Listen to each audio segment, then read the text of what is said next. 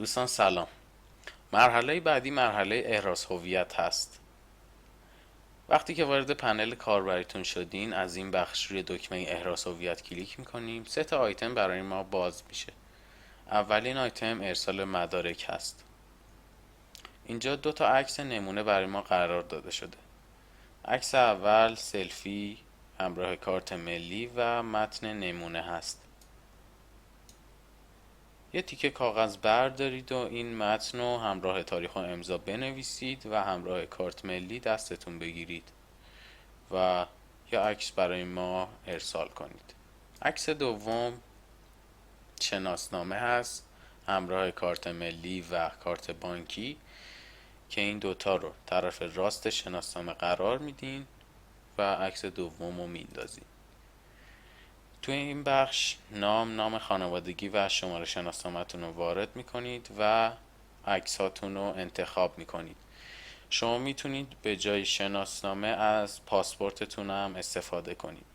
اینجا این عکس هم انتخاب میکنید و دکمه ذخیره رو میزنید. بخش دوم تایید شماره تلفن ثابت هست. شماره تلفنتون رو همراه کد شهری وارد میکنید این قسمت و روی گزینه تماس کلیک میکنید.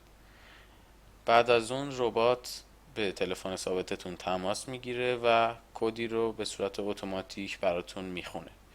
کد رو این قسمت وارد میکنید و گزینه تایید رو میزنید. بخش سوم حسابهای بانکی هست. شماره کارت بانکیتون رو این قسمت وارد میکنید و شماره شبای حساب بانکیتون رو این قسمت وارد میکنید و روی دکمه ذخیره کلیک میکنید. بعد از اون کارشناسای ما طی 24 ساعت نهایتاً مدارک و کارت بانکی و شماره ثابت شما رو بررسی میکنن و هویت شما رو تایید یا اگر مشکلی باشه بهتون اعلام میکنن.